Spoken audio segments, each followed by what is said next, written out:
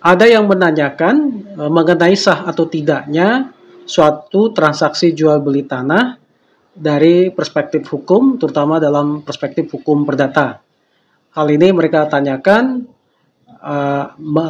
akibat keraguan-raguan mereka atau ingin mendapatkan suatu kepastian tentang bagaimana jaminan hukum atau bagaimana menurut hukum perdata tentang sah atau tidaknya suatu transaksi jual beli rumah.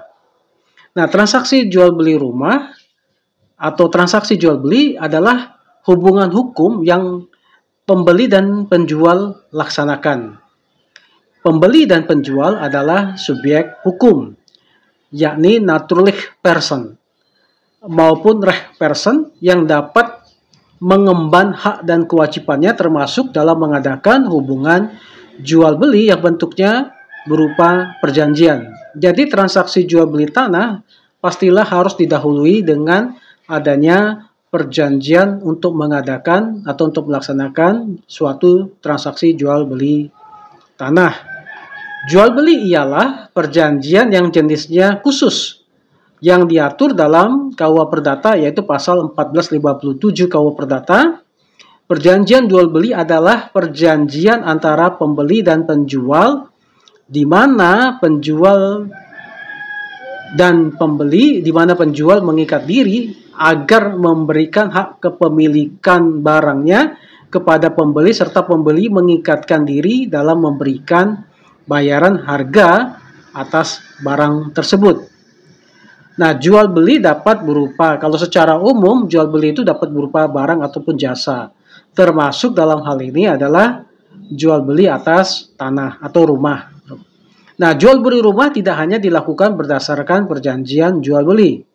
Perjanjian jual beli ialah perjanjian pendahuluan dalam bentuk atau yang disebut dengan PPJB, yaitu perjanjian pengikatan jual beli antara pembeli dan penjual untuk setelahnya penjual mengalihkan hak atas rumah tersebut kepada pembeli berdasarkan akta notaris setelah adanya pelunasan pembayaran dan kewajiban lainnya seperti pembayaran pajak. Nah, sahnya atau keabsahan dalam transaksi jual beli rumah tersebut terdapat pada pasal 13 20 KUA Perdata. Ya, ini persyaratan perjanjian yang sah. Pelaksanaan perjanjian jual beli rumah merupakan wujud hak dari setiap warga negara untuk dapat memiliki tempat tinggal di lingkungan yang aman dan sehat. Keabsahan transaksi jual beli rumah tidak hanya diatur dalam KUA Perdata, melainkan terdapat dalam lex specialis atau hal yang khusus yang mengatur agar menjamin perlindungan hukum antara pembeli dan penjual, menyebabkan dua pihak tersebut dapat mengadakan hubungan hukum secara aman dari kegiatan produksi penawaran, transaksi jual penjualan hingga kegiatan setelah jual beli seperti peralihan hak. Proses hubungan hukum tersebut tidak dapat dipisahkan dalam mekanisme jual beli rumah antara penjual dan pembeli. Maka dari itu, untuk menjamin sahnya transaksi jual beli itu harus adanya itikat baik yang dimiliki oleh kedua belah pihak dalam melakukan masing-masing hak dan kewajibannya atau prestasinya sesuai dengan apa yang diperjanjikan, melakukan hak dan kewajibannya sesuai yang terdapat dalam PPJB yang telah disepakati. Perjanjian terdapat pada pasal 1313 KUA Perdata yang diartikan sebagai para pihak yang menyetujui untuk melakukan suatu perbuatan karena adanya perikatan atau yang lain. Berdasarkan pengertian itu, bisa diketahui bahwa perjanjian ini yaitu terdapat unsur perikatan dan hal tertentu antara satu pihak dengan pihak lainnya akan hal tertentu. Nah, Subekti juga mengatakan bahwa perjanjian adalah peristiwa hukum yang mengikatkan janji satu sama lain dalam pelaksanaan hak, sehingga hubungan tersebut disebut dengan perikatan. Sebab adanya perikatan, maka perjanjian itu terbentuk yang substansinya adalah janji perbuatan yang akan dilakukan dan dinyatakan secara tertulis maupun tidak tertulis.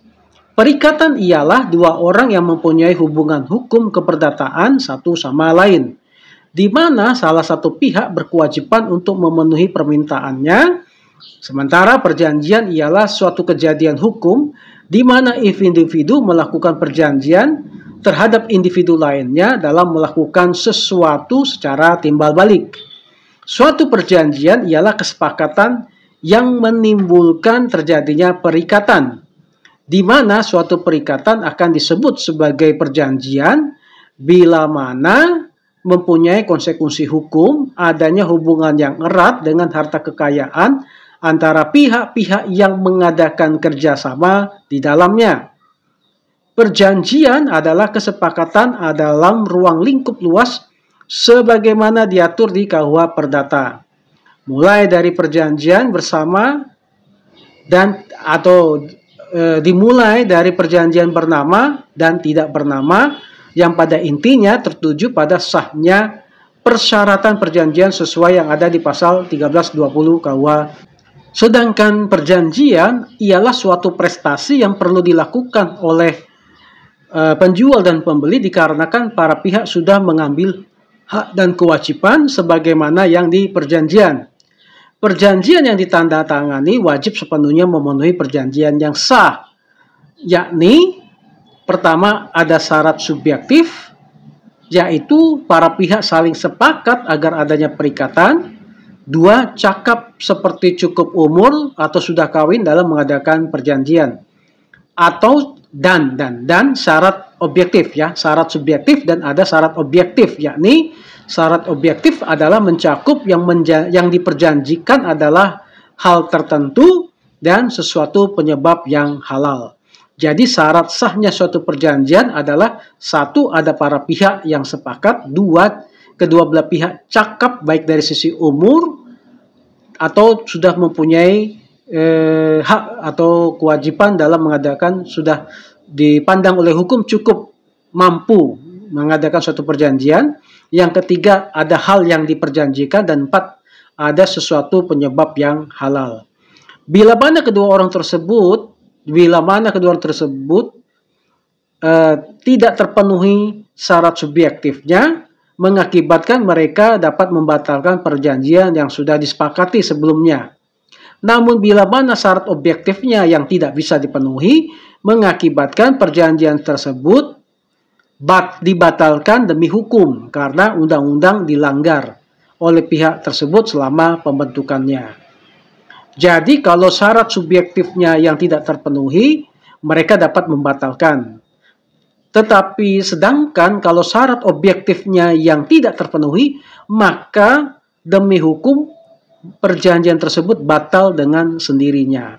Karena syarat objektif itu mengatur tentang hal-hal yang tidak bertentangan dengan hukum. Jadi apa yang diperjanjikan itu tidak bertentangan dengan hukum.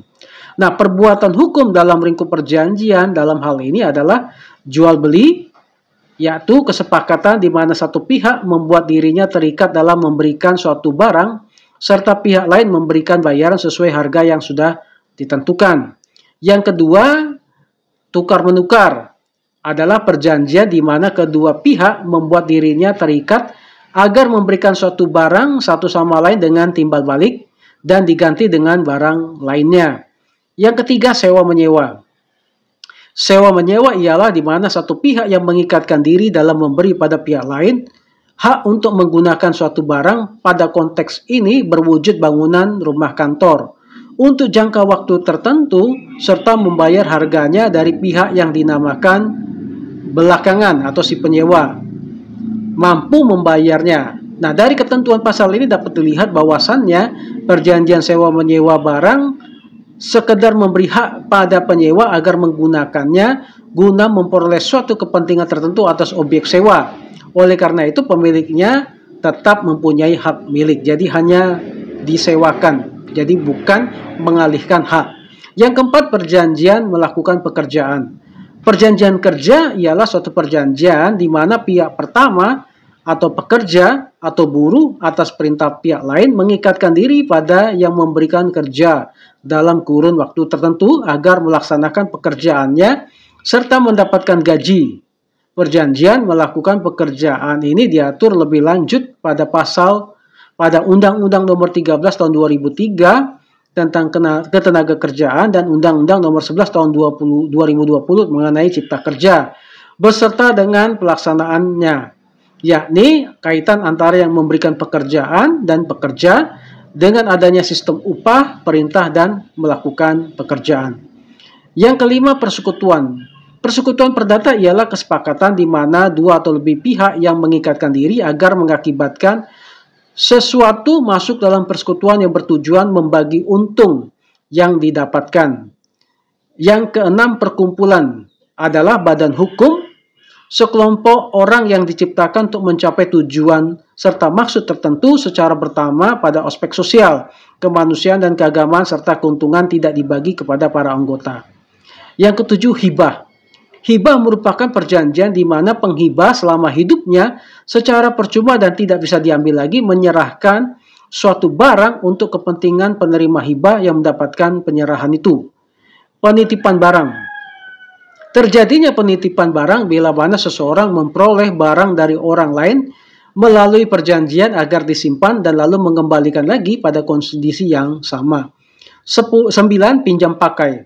Perjanjian pinjam pakai ialah sebuah kesepakatan di mana satu pihak menyerahkan suatu barang untuk pihak lain agar dipakai secara percuma dengan persyaratan yang menerima barang tersebut mengembalikannya sesudah dipakai ataupun sesudah jangka waktu tertentu. Yang 10, perjanjian pinjam-meminjam. Ialah suatu kesepakatan antara satu pihak menyerahkan ke pihak yang lain sejumlah barang agar digunakan sesuai persyaratan pihak lainnya untuk memberikan kembali sesuai jumlah yang sama dengan jenis serta kondisi yang sama juga. Perjanjian pinjam-meminjam ini memiliki beberapa pihak, di mana satu pihak pemberi pinjaman dan pihak lain ialah pihak yang menerima pinjaman atau peminjam. Di mana jumlah yang dipinjamkan tersebut nantinya diberikan kembali pada kurun waktu tertentu sesuai dengan kesepakatan. Pada kenyataannya tidak ada aktivitas usaha yang dilakukan dengan tidak berdasarkan atas kontrak atau perjanjian. Sehingga perjanjian memiliki fungsi yang luas, yakni untuk menjalin hubungan antar individu dengan individu lainnya dan secara spesifik dilakukan oleh antara pelaku usaha, antar pelaku usaha karena dalam perjanjian adanya hak dan kewajiban sehingga pelaku usaha memiliki kepastian hukum untuk melaksanakan aktivitas usahanya serta untuk mencapai tujuan bersama, yakni untuk mendapatkan keuntungan yang besar. Nah, atas dasar tersebut, perjanjian memiliki peranan penting untuk menjalin setiap hubungan bisnis, ya, antar setiap pihak dalam hubungan bisnis. Perjanjian dalam ruang lingkup transaksi usaha atau bisnis dinamakan bisnis kontrak. Pengertian kontrak di sini yaitu kegiatan yang dilakukan dua atau lebih orang serta pihak yang memiliki ikatan pada kontrak itu akan diminta agar melaksanakan prestasi atau sesuatu sebagaimana diatur dalam klausa perjanjian tersebut. Nah, hal tersebut diatur secara khusus dalam pasal 1313 KUH Perdata yang bunyinya suatu perjanjian adalah suatu perbuatan dengan mana satu orang atau lebih mengikatkan dirinya terhadap satu orang atau lebih. Apabila diartikan secara sempit, terjadinya perjanjian karena terdapat kata kesepakatan dari dua ataupun lebih pihak yang menjanjikan sesuatu dan berbuat sesuatu yang menimbulkan keterkaitan hukum, seperti membuat perjanjian tertulis. Atas dasar tersebut, perjanjian memiliki pengertian sebagai hubungan hukum yang dilakukan oleh para pihak di lapangan karena adanya prestasi yang didapat dalam jangka waktu tertentu sebagai hak yang didapat dalam perjanjian serta pihak lainnya memiliki kewajiban untuk memenuhi prestasi yang diperjanjikan yang telah disepakati sebelumnya melalui perjanjian tertulis. Kemudian pengertian bisnis sendiri, yakni kegiatan badan usaha ataupun perseorangan yang melakukan usaha baik swasta maupun usaha milik negara atau daerah yang memproduksi suatu barang maupun jasa yang menjadi keperluan manusia dalam kehidupannya sehari-hari, sehingga kegiatan pemenuhan kebutuhan manusia tersebut ditujukan untuk memperoleh keuntungan atau imbalan dari barang atau jasa yang diperdagangkan dalam kegiatan ekonomi secara efektif dan efisien yang tertuang di dalam perjanjian. Sehingga perjanjian usaha atau kontrak bisnis itu sendirinya merupakan substansi yang mengatur perihal hubungan antara pihak dalam lingkup kerjasama bisnis yang mengatur kepentingan dari para pihak. Sehingga dengan mendatangani suatu perjanjian, para pihak terikat dan adanya akibat hukum dari kontrak bisnis tersebut. Dikarenakan setelah penandatanganan perjanjian, para pihak dalam perjanjian mempunyai kewajiban serta hal yang perlu ditaati. Nah, bisnis kontrak atau perjanjian usaha itu sendiri memiliki peran dalam mengatur hubungan kerjasama yang sesuai dengan azas dalam lapangan hukum perjanjian, yakni azas kesepakatan atau konsensualitas, yang mana asas tersebut merupakan dasar dari terbentuknya perjanjian. Karena adanya kata sepakat, sehingga kedua belah pihak secara timbal balik menghendaki adanya kontrak tersebut. Azas ini terdapat dalam pasal 1320 KUH Perdata, yang mana pasal ini mengatur bahwa persyaratan sahnya suatu perjanjian memiliki 4 syarat yang harus terpenuhi. Tadi kita sudah sampaikan atau ulas dibahas, yaitu adanya syarat subjektif dan syarat objektifnya suatu perjanjian. Yakni, kalau diuraikan kembali, syarat terpenuhinya suatu perjanjian meliputi ada kesepakatan para pihak, semua pihak yang membuat perjanjian memiliki kecakapan secara hukum, adanya penyebab yang halal dan hal-hal tertentu, serta adanya hal-hal yang diperjanjikan.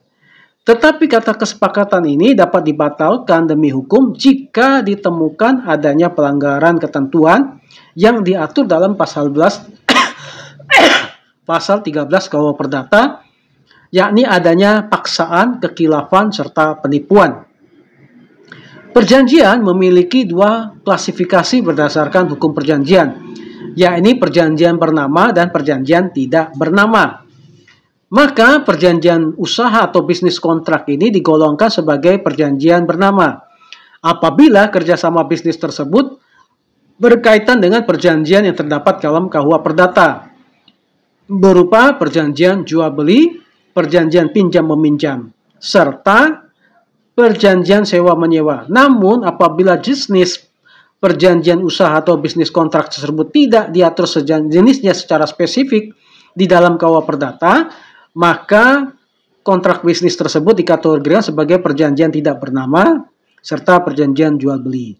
Perjanjian dapat berupa perjanjian jual beli berupa barang ataupun juga perjanjian dalam bentuk jasa. Nah, dalam hal yang kita bahas ini adalah transaksi jual beli rumah, maka termasuk dalam perjanjian jual beli rumah memiliki azas-azas sebagaimana yang diatur dalam KUH Perdata. Yang pertama adalah azas kebebasan berkontrak. Azas ini ditetapkan oleh pasal 1338 ayat 1 KUH Perdata, yang artinya adalah perjanjian tersebut diberlakukan seperti undang-undang secara sah untuk mereka yang telah membuat perjanjian. Karena itu, para pihak bebas untuk menetapkan apakah para pihak hendak membuat atau tidaknya perjanjian yang dimaksud, dengan siapa perjanjian diadakan, isi perjanjian yang ditentukan, syarat serta pelaksanaan dan bentuk-bentuk yang secara lisan ataupun tulisan. Yang kedua disebut dengan azas konsualitas.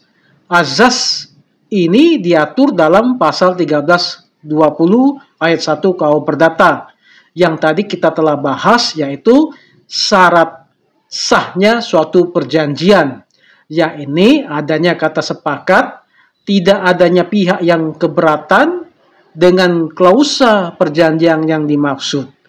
Maka dari itu perjanjian ini secara umum tidak dilaksanakan secara formal, namun dengan adanya kesepakatan yang mencerminkan kehendak para pihak untuk terikat pada substansi perjanjian yang dimaksud. Yang ketiga ada azas pacta sunt servanda. Azas ini guna menciptakan kepastian hukum bagi para pihak yang terikat dalam perjanjian. Karena azas ini akan diberlakukan secara preventif dan represif, yakni para pihak wajib mematuhi isi perjanjian selayaknya undang-undang sebagai upaya preventif agar tidak terjadinya wan prestasi. Sedangkan secara represif, azas ini dapat digunakan oleh hakim untuk menginterpretasikan isu hukum bahwasannya sudah terdapat kesepakatan yang dilakukan para pihak secara khusus yang tercermin pada perjanjian sebagai undang-undang yang terikat berdasarkan aturan pada pasal 1338 KUH Perdata, sehingga tidak adanya pihak yang berhak untuk mengintervensi substansi dari perjanjian yang dibuat tersebut. Yang keempat, azas itikat baik. Aturan dari azas ini terdapat pada pasal 1338 ayat 3 KUH Perdata, yakni dengan penuh itikat baik perlu kedua pihak lakukan saat membuat perjanjian. Dari segi pelaksanaan dan substansi perjanjian dijalankan dengan kepercayaan dan keyakinan di antara para pihak. Itikat baik ini dapat dikategorikan menjadi dua jenis, yakni itikat baik mutlak dan nisbi. Para pihak yang memiliki itikat baik nisbi dapat dilihat dari sikap dan tingkah lakunya, sedangkan itikat baik secara mutlak dapat dilihat dari keadilan dan akal sehat yang dapat diukur secara objektif dengan penilaian yang tidak memihak. Transaksi jual beli rumah yang direalisasikan dalam bentuk PBJB serta akta jual beli yang dibuat di hadapan notaris harus mencakup azas-azas dalam KUH Perdata serta syarat sahnya perjanjian sebagaimana yang telah kita uraikan di atas, yang telah kita bahas di atas.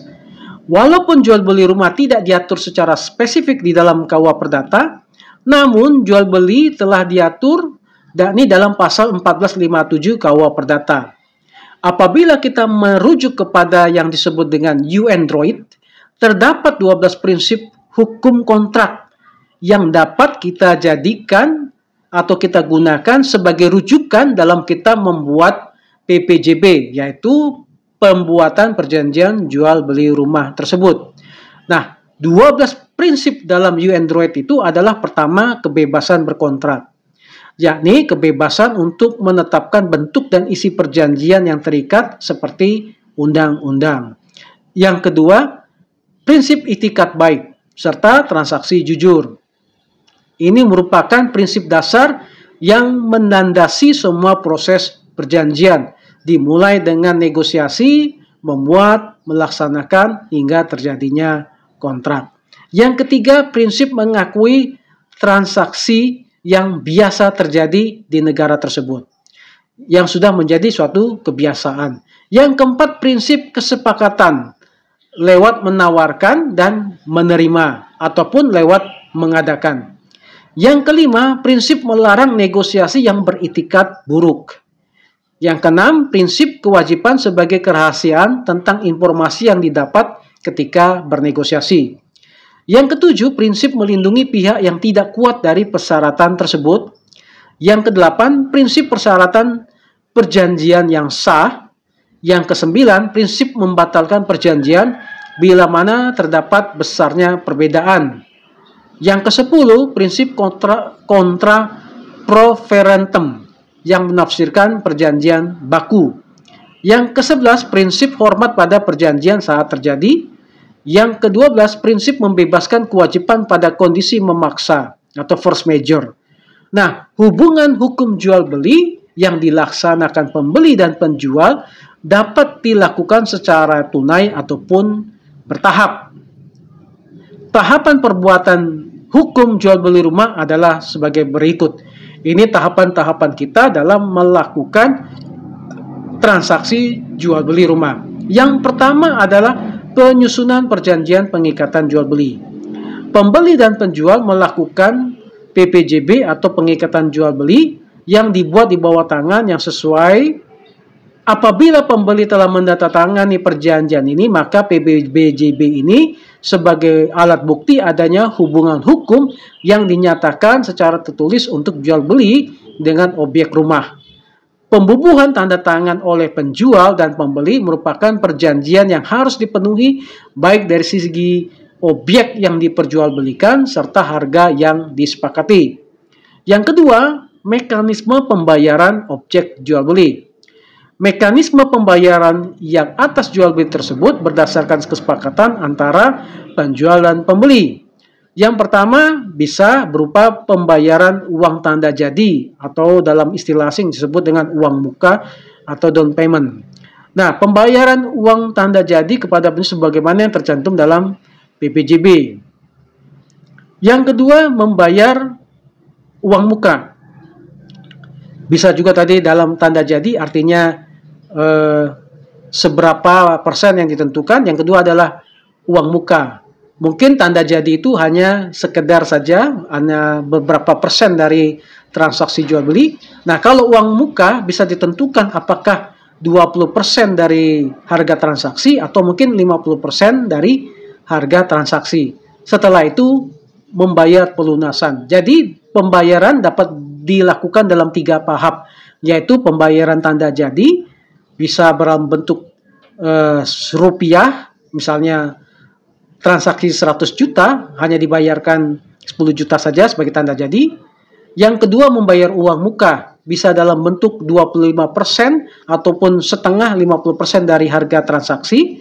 Dan tahap berikutnya adalah pelunasan, termasuk melunaskan pajak baik dari penjual maupun pembeli yang ditanggung oleh pihak masing-masing sesuai yang diatur dalam perjanjian jual beli tersebut. Yang ketiga, membuat akta jual beli di hadapan notaris. Bukan di hadapan notaris, membuat akta jual beli di hadapan pejabat pembuat akta tanah, karena ini adalah jual beli rumah. Akta jual beli tersebut yaitu berupa bukti dari hak kepemilikan yang dialihkan atas objek jual beli rumah tersebut. Dari perspektif perlindungan konsumen, maka adanya hak-hak pembeli sebagai konsumen perlu penjual penuhi sesuai yang dimaksud dalam pasal 2 Undang-Undang Nomor 8 Tahun 99. Jadi ini adalah merupakan bentuk perlindungan terhadap pembeli dari objek rumah tersebut. Yang pertama disebut dengan azas manfaat, mensyaratkan bahwasannya berbagai upaya penegakan perlindungan konsumen haruslah mampu memaksimalkan keperluan pembeli dan penjual pada umumnya. Yang kedua, azas keadilan. Partisipasi semua pihak dapat memaksimalkan serta memberi peluang terhadap pembeli serta penjual dalam mendapatkan hak dan dengan adil memenuhi kewajiban yang dimiliki. Yang ketiga, azas keseimbangan. Dengan tujuan menyeimbangkan keperluan pemerintah dan penjual dalam artian baik dalam hal material ataupun immaterial. Yang keempat, azas keamanan dan keselamatan konsumen. Dengan tujuan menjamin keselamatan dan rasa aman yang diberikan kepada pembeli dalam pemanfaatan, memakai, serta menggunakan objek yang dibeli dan dipergunakan sebagaimana mestinya. Yang kelima, azas kepastian hukum. Dengan tujuan supaya pembeli dan penjual tunduk pada aturan atau hukum serta mendapatkan perilaku yang adil saat pelaksanaan, melindungi pembeli dan kepastian hukum dijamin oleh negara.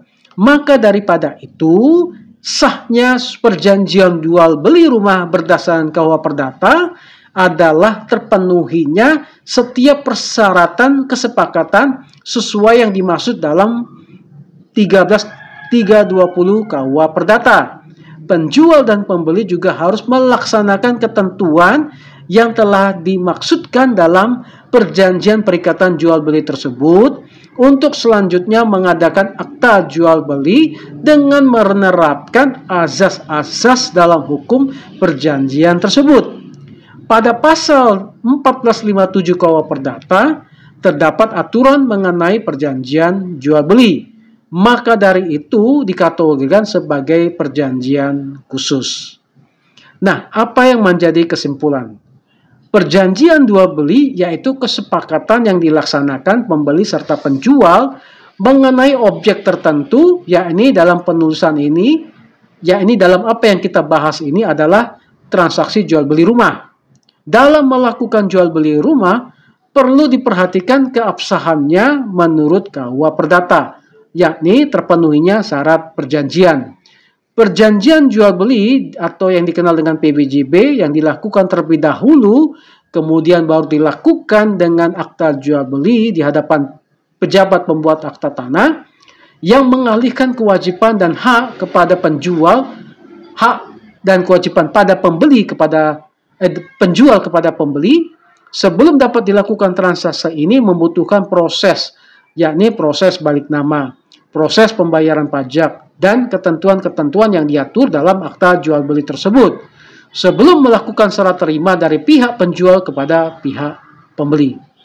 Sehingga perlu diteliti dan dicermati saat pembuatan PPJB dan AJB sehingga tidak merugikan baik penjual maupun pembeli.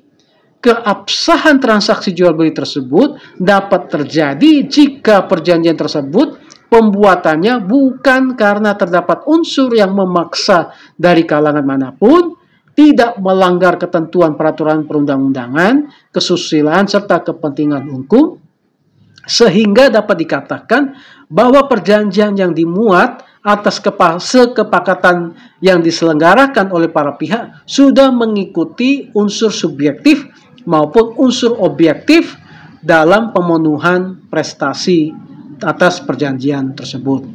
Saran yang dapat diberikan oleh kami adalah pada saat proses jual beli atau proses pembuatan perjanjian jual beli rumah adalah memeriksa legalitas serta mencermati setiap klausa yang terdapat dalam pasal-pasal di perjanjian jual beli tersebut untuk menghindari terjadinya sengketa di antara penjual dan pembeli maupun dengan pihak ketiga di kemudian hari.